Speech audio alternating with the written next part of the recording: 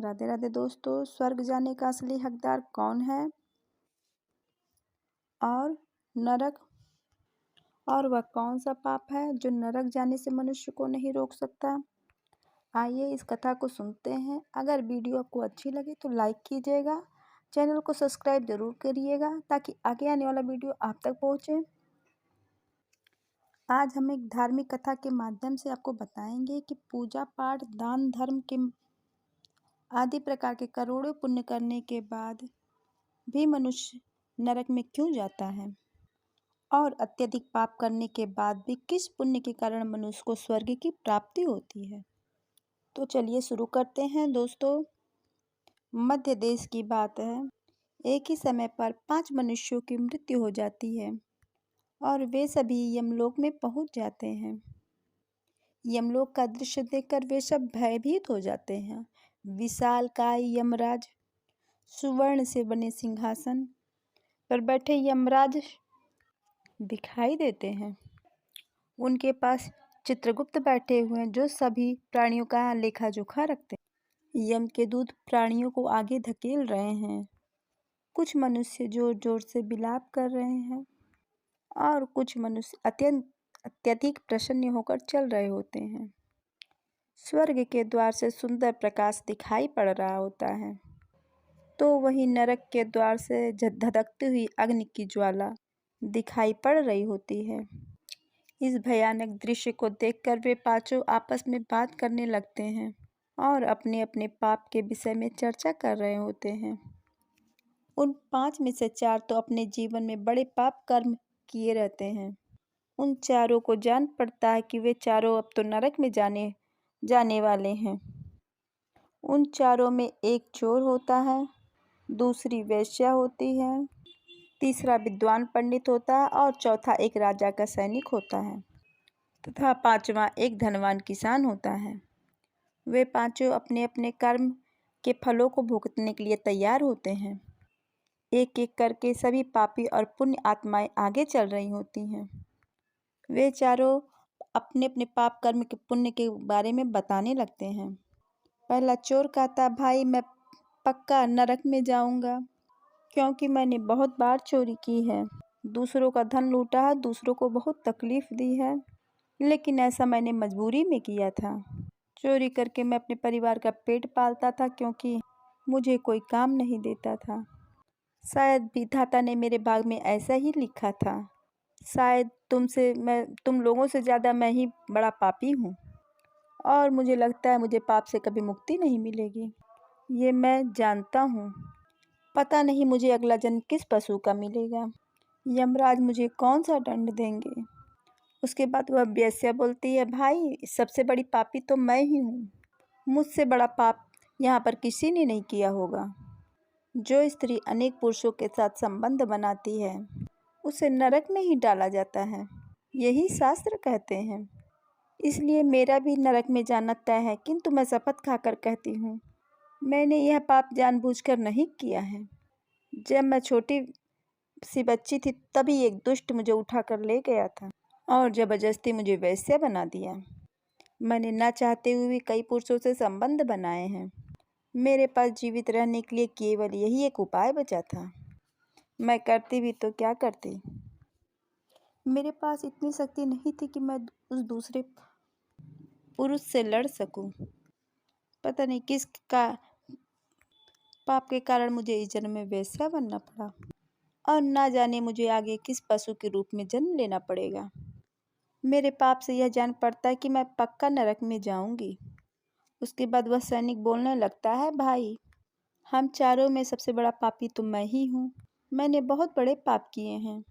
मैं राजा का सिपाही था, इसलिए मैं लोगों पर जोर जबरदस्ती करता था। मैंने कितनों के प्राण लिए हैं, न जाने कितने मासूम लोगों को सताया है, न जाने कितने निर्दोष लोगों को मेरे हाथ से दंड मिला है। यमराज मुझे कभी क्षमा नहीं करेंगे और मैं निश्चित ही नरक में जाऊंगा। लेकिन मैंने ये सभी पाप जानबूझकर नहीं किया है। अपने प्राणों के भय से और परिवार का भरण पोषण करने के लिए मुझे यह पाप करना पड़ा। हमारा राजा जो कहता था उसका पालन हमें करना पड़ता था। राजा के विरुद्ध भला कोई साधारण मनुष्य कैसे जा सकता है। ये सभी पाप करते हुए मुझे अत्यंत दुख भी होता था और मैं यह जानता था कि यह सब पाप करने से मुझे नरक ही मिलेगा और मैं यह जानता था कि यह सब पाप करने से मुझे नरक ही प्राप्त होगा। किंतु परिवार के मोहबस होकर मैंने यह काम किया है। लेकिन पाप तो पाप होता है। पाप करके पश्चाताप करने का क्या फायदा। इसलिए मेरा नरक में जाना तो तय है।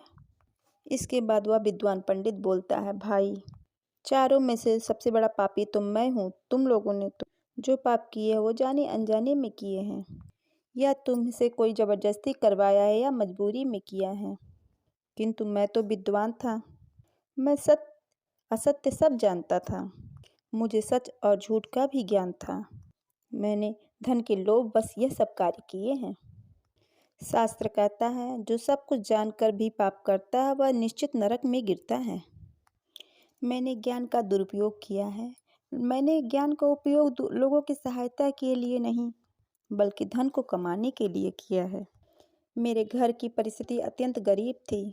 मेरे पिता भिक्षा मांगकर गुजारा करते थे, लेकिन मैंने अपने घर की गरीबी को दूर करने के लिए धन लेकर ज्ञान देने की चेष्टा की है। शास्त्र कहते हैं, जो विद्वान ब्राह्मण अपने ज्ञान का दुरुपयोग करता है उसे निश्चित ही नरक में जाना पड़ता है।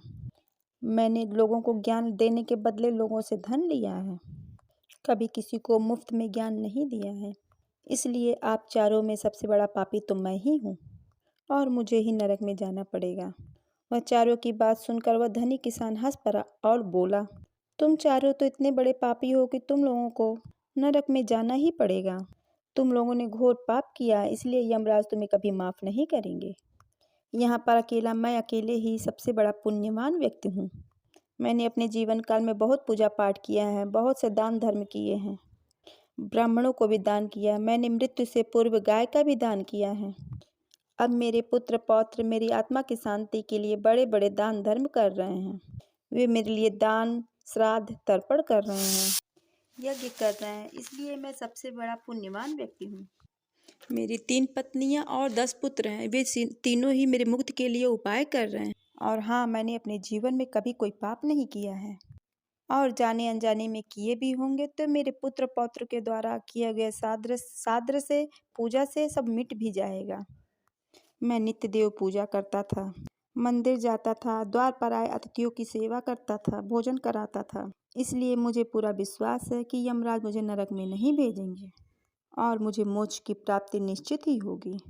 और वे पांचों फिर धीरे धीरे आगे बढ़ने लगते हैं। और फिर तब जब उनका समय आता है तो पांचों के पाप, उन सबके पाप और पुण्य का मूल्यांकन किया जाता है। सबसे पहले बारी आती है उस चोर की। तब चित्रगुप्त उसका लेखा जोखा निकालते हैं। कुछ देर विचार करने के बाद, उसके पाप पुण्य का मूल्यांकन करने के बाद यमराज उसे स्वर्ग में जाने के लिए कहते हैं। इस बात को सुनकर चोर अफसोस में पड़ जाता है और बड़े ही खुशी मन से स्वर्ग की ओर चला जाता है। दूसरी बारी आती है वेश्या की। चित्रगुप्त उस वेश्या का भी लेखा जोखा निकालते हैं और कुछ देर विचार करने के बाद उसके पाप पुण्य का मूल्यांकन करने के बाद यमराज उसे भी स्वर्ग जाने के लिए कहते हैं। इस विचित्र निर्णय को सुनकर वह वेश्या भी आश्चर्य में पड़ जाती है। उसे यमराज के निर्णय पर विश्वास नहीं होता है। वह बिना कुछ कहे ही बड़े खुशी मन से वह स्वर्ग के द्वार पर चली जाती है। फिर तीसरी बारी आती है उस सिपाही की। चित्रगुप्त उसके भी कर्मों का लेखा जोखा निकालते हैं और कुछ समय विचार करने के बाद उसके पाप पुण्य का मूल्यांकन करने के बाद यमराज उसे भी स्वर्ग जाने के लिए कहते हैं। इस निर्णय को सुनकर भी वह सिपाही भी सोच में पड़ जाता है और बड़ी ही प्रसन्नता के साथ वह स्वर्ग के द्वार पर निकल जाता है। फिर चौथी बारी आती है उस विद्वान ब्राह्मण। चित्रगुप्त उस ब्राह्मण का लेखा जोखा निकालते हैं, कुछ देर विचार करते हैं। फिर यमराज उस ब्राह्मण को भी स्वर्ग जाने के लिए कहते हैं। वह ब्राह्मण विद्वान विचार करता है, मैंने तो पाप किया है, फिर मुझे क्यों स्वर्ग में भेज रहे हैं। फिर वह भी मन ही मन प्रसन्न होकर स्वर्ग की द्वार की ओर बढ़ जाता है। वह चारों को स्वर्ग जाता देख वह धनवान किसान बहुत ही क्रोधित और दुखी होता है। वह सोचने लगता है, यह कैसा न्याय है। इन पापियों को स्वर्ग जाने का मौका मिल रहा है, फिर मैंने जो पुण्य के काम किए हैं उनका क्या होगा। पापी और पुण्यवान एक ही जगह पे डाल दिए जाएंगे। तो पुण्य करने का फायदा ही क्या। फिर उस धनवान किसान के यम के दूत जोर से ढकेल देते हैं और कहते हैं, अरे पापी तू आगे चल, तुझे नरक में डाला जाएगा, यमराज तुझे माफ नहीं करेंगे। यह सुनकर वह धनवान किसान भयभीत हो जाता है और कहने लगता है, मैं तो स्वर्ग में जाऊंगा, मैंने कोई पाप नहीं किया है। फिर वह धनवान किसान यमराज के सामने आकर खड़ा हो जाता है। चित्रगुप्त उसके कर्मों का लेखा जोखा देखते हैं, उसके पाप पुण्य के कर्मों का मूल्यांकन करते हैं, तो उसके पाप का पलड़ा भारी हो जाता है। तब यमराज उस धनवान किसान को कहते हैं, अरे दुष्ट, तूने तो बहुत बड़ा अपराध किया है, तू तो नरक में जाने के ही योग्य है। इतना सुनते ही वह किसान धड़ धड़ कांपने लगा और यमराज से कहता है, हे धर्मराज, यह अन्याय है, मैंने तो जीवन में कभी कोई पाप नहीं किया और पुण्य ही किया है, आप मुझे नरक में क्यों डाल रहे हैं। और मुझसे पहले जो 4 लोग गए हैं वो तो घोर पापी थे, उन्होंने बड़े बड़े पाप और अपराध किए हैं, उन्हें तो आपने स्वर्ग में डाल दिया है, आप ऐसा अन्याय मेरे साथ क्यों कर रहे हैं। अगर ऐसा अन्याय होगा तो भले कौन सा मनुष्य धरती पर पुण्य करेगा। फिर यमराज कहते हैं, अरे पापी, तूने जो अपराध किया उन 4 के पाप के आगे कुछ भी नहीं है, तेरे एक पाप के कारण तेरा सारा पुण्य नष्ट हो गया है। यदि तूने यह पाप नहीं किया होता तो तू स्वर्ग में जा सकता था, तूने यह पाप जानबूझकर किया है, इसलिए तुझे नरक में अवश्य जाना पड़ेगा। उस चोर ने तो मजबूरी में चोरी की थी, किंतु वह चोर दूसरों की भूख मिटाता था, गरीबों को दान करता था, उसने किसी निर्दोष और गरीब व्यक्ति के घर चोरी नहीं की। उसके पुण्य कर्म उसके पाप से अधिक थे, इसलिए वह स्वर्ग में गया। दूसरी जो वेश्या थी वो अपने मन से वेश्या नहीं थी, उसे जबरदस्ती डाला गया था और उस वेश्या ने केवल अपने शरीर को पीड़ा दी है और बाकी कार्य तो उसने पुण्य की ही किए हैं। वह पशु पक्षियों को रोज दाना डालती थी, जानवरों की सेवा करती थी, इसलिए भी उसका भी पुण्य पाप से बड़ा था। तीसरा वह सिपाही था जिसने राजा के हुक्म का पालन किया था, किंतु उसने भी बहुत से पुण्य के काम किए हैं, उसने कई बेसहारा लोगों की मदद की है, इसलिए वह भी स्वर्ग में ही गया है। और जो चौथा है वह विद्वान ब्राह्मण था, उसने अपने ज्ञान का दुरुपयोग जरूर किया है, किंतु वह नित्य गाय की सेवा करता था, दान धर्म करता था, इसलिए उसके भी पुण्य पाप से अधिक हैं और वह भी स्वर्ग में ही गया है। इतना सुनकर वह धनवान किसान बोलता है, हे धर्मराज, वह 4 ने जो पुण्य किए हैं वो तो मैंने भी किए हैं, उनसे ज़्यादा ही किए, फिर भी मैं ऐसा कौन सा अपराध किया है जिससे मुझे नरक का भोगना पड़ रहा है। यमराज कहते हैं, हे दुष्ट, याद कर, तूने उस अबला विधवा नारी पर गलत लांछन लगाया था कि उसने तेरे घर पर चोरी की है, और इसके साथ ही तूने उसके और गलत अन्य भी अपराध लगाए हैं। उसे अविचारणीय और वेश्या कहकर उसके चरित्र का हनन किया है और राजा ने उसे सत्य समझकर उस अबला विधवा नारी को मृत्यु दंड दे दिया था। मनुष्य ब्रह्म हत्या, चोरी, मदिरापान के घोर पापों से भी प्रायश्चित करके मुक्त हो सकता है, किंतु दूसरों को गलत लांछन लगाने पर कोई प्रायश्चित नहीं है। जो दूसरों पर गलत आरोप करता है, सत्य जानकर दूसरों को भी झूठ कहकर उनके ऊपर दोष डालता है, वह तो सबसे बड़ा पापी है, उसके द्वारा किए गए सभी पुण्य नष्ट हो जाते हैं। इसलिए अभी तक तूने जितने भी पुण्य किए थे वह सब एक पाप के कारण सभी नष्ट हो गए हैं।